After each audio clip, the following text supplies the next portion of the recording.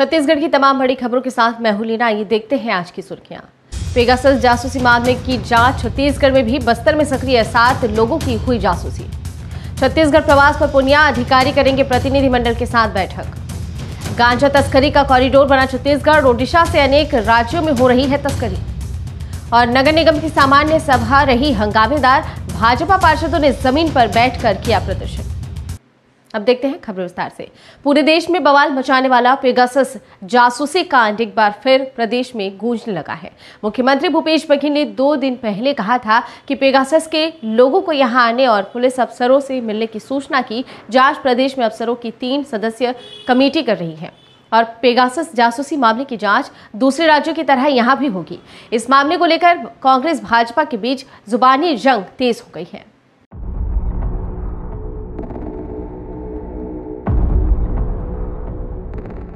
Pegasus spyware मामले में कुछ नए तथ्य सामने आ गए हैं जिनसे शासन में हड़कंप मचा हुआ है।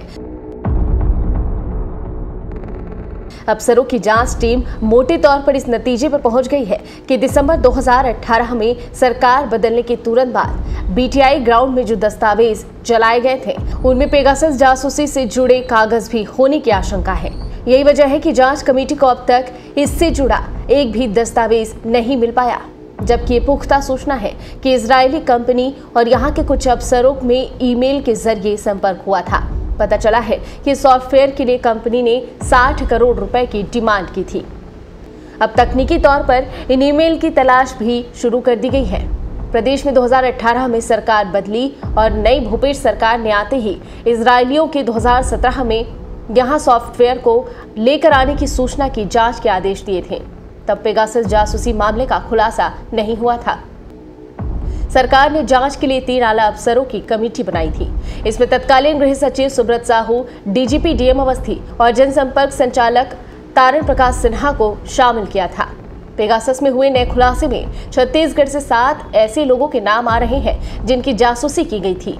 ये सभी एक्टिविस्ट हैं और बस्तर में वर्षों से सक्रिय रहे हैं। इनके नाम शुभ्रांश चौधरी, बेला भाटिया, आलोक शुक्ला, शालिनी गेरा, सोनी शोरी, डिग्री प्रसाद चौहान और लिंगाराम कोडोपी शामिल हैं। ये सभी नाम हाल में फूटी पेगासस की सूची में शामिल बताए गए हैं।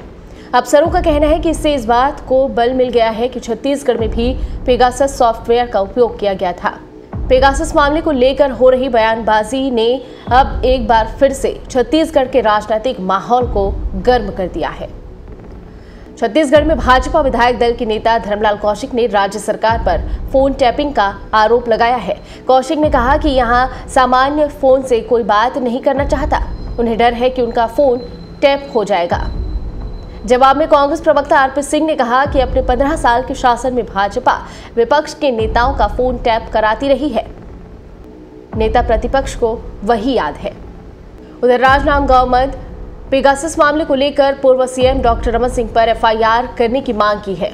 महापौर हेमा देशमुख के नेतृत्व में निगम के एमआईसी सदस्यों समेत पार्षद दल और कांग्रेसी नेताओं ने कोतवाली पहुंचकर पेगासस स्पाईवेयर द्वारा निजता के उल्लंघन के विषय में डॉक्टर रमन सिंह के खिलाफ लिखित में शिकायत दर्ज कराते हुए एफआईआर करने की मांग पुलिस प्रशासन से की है।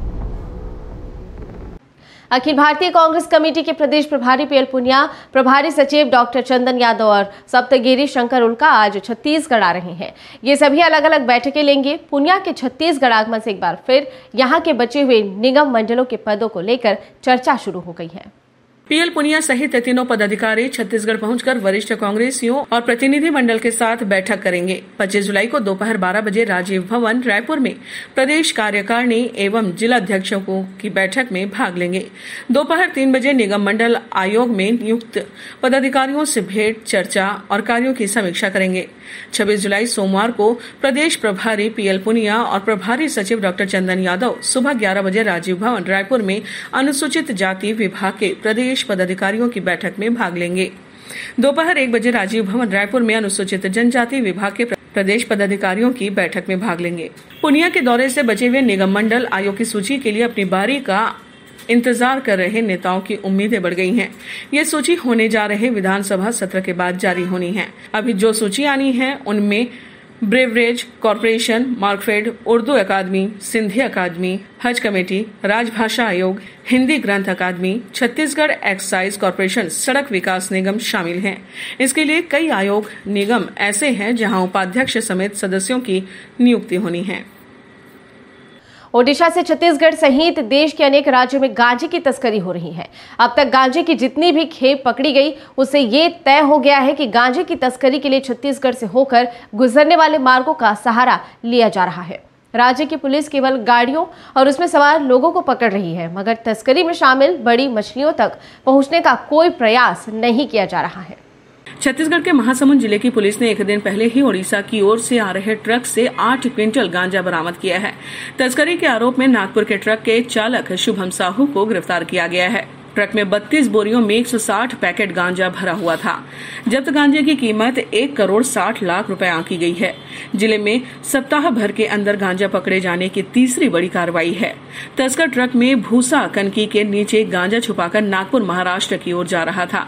एक आरोपी को ग्रामीणों ने पकड़ा था, वहीं उसका दूसरा साथी ग्रामीणों के चंगुल से फरार होने में सफल हो गया। तस्कर को जेल भेज दिया गया है। बताया जा रहा है कि छत्तीसगढ़ के गौरेला पिंडरा मरवाही जिले के जंगली रास्ते बने गांजा सप्लाई के मार्ग बन गए हैं। एसपी त्रिलोक बंसल कहते हैं कि हम सरगना तक पहुंचना चाहते हैं। इसके लिए ओडिशा के सप्लायर का पता लगा रहे हैं। साथ ही गाड़ी मालिकों पर भी जल्द कार्रवाई की बात कहते हैं। दरअसल गांजा तस्करी के लिए तस्कर नए नए हथकंडे अपना रहे हैं। इसके लिए सब्जी फलों के ट्रक के साथ लग्जरी गाड़ी तक का इस्तेमाल किया जा रहा है। पुलिस ने ट्रक और कार चालकों को तो पकड़ा है, लेकिन उसके मालिक तक नहीं पहुंच सके। पुलिस ने एक लग्जरी गाड़ी में 200 किलो गांजा पकड़ा है। आरोपी कार छोड़कर मौके से भाग निकले। इसके 6 माह बाद भी पुलिस कार सवार और उसके मालिक का पता नहीं लगा सकी। रायगढ़ नगर निगम की सामान्य सभा हंगामेदार रही। भाजपा पार्षदों ने सामान्य सभा को निगम परिसर में नहीं बुलाने और एजेंडे में जनहित के मुद्दे गायब करने का आरोप लगाते हुए जमकर हंगामा मचाया। भाजपा पार्षदों ने शहर सरकार के इस निर्णय के विरोध में कुर्सियां छोड़ दी और जमीन पर बैठकर विरोध प्रदर्शन किया। कोविड काल के लंबे अंतराल के बाद बुलाई गई रायगढ़ निगम की सामान्य सभा में शहर सरकार को विरोधों का सामना करना पड़ा। दरअसल निगम ने कोविड नियमों का हवाला देते हुए सामान्य सभा को निगम में आहूत करने की बजाय ऑडिटोरियम में किया। भाजपा पार्षदों ने इसी को लेकर आपत्ति जाहिर की। भाजपा का कहना था कि ऑडिटोरियम में व्यवस्था ठीक नहीं होने की वजह से उन्हें अपनी बात रखने में दिक्कतें हो रही हैं। भाजपा पार्षदों ने 14 करोड़ की लागत से प्रस्तावित संजय मार्केट निर्माण को भी सदन के एजेंडे में नहीं रखने पर नाराजगी जाहिर की। भाजपा का कहना था कि 6 महीने के बाद बुलाई जा रही सामान्य सभा में शहर के विकास से जुड़े किसी भी मुद्दे को शहर सरकार ने शामिल नहीं किया है। शहर में डेंगू का प्रकोप शुरू हो गया है, लेकिन उसकी तैयारियों से संबंधित विषय को भी एजेंडे में नहीं रखा गया। भाजपा का कहना था कि सरकार जवाबदेही से बचना चाह रही है, ऐसे में वे जमीन पर बैठकर विरोध प्रदर्शन कर रहे हैं।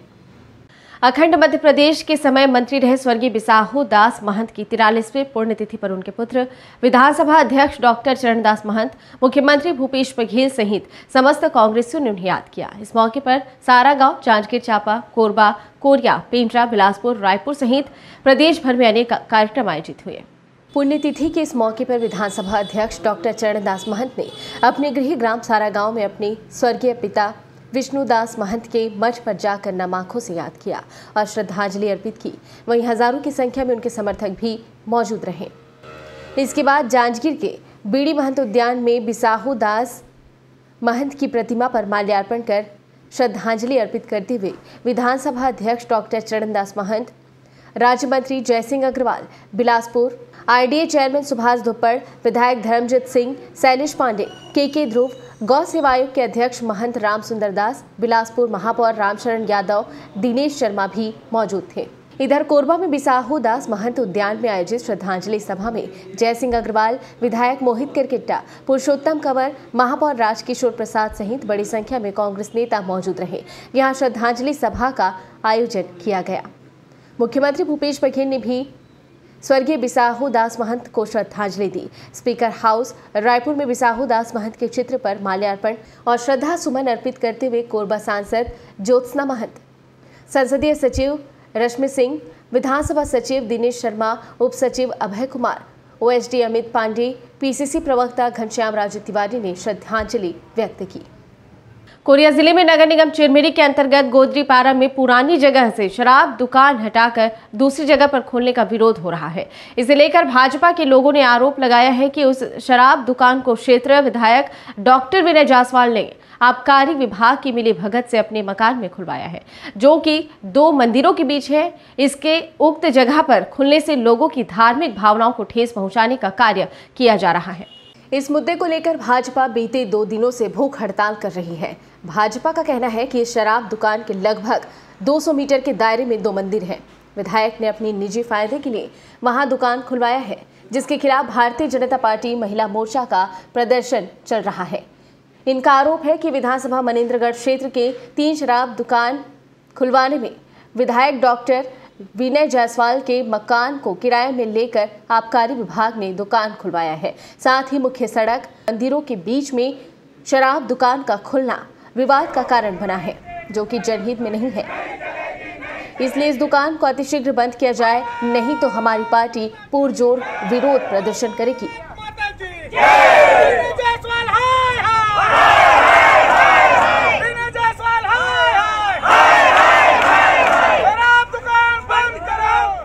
इस बुलेटिन में फिलहाल इतना ही। बने रहिए डीबी लाइव के साथ। नमस्कार।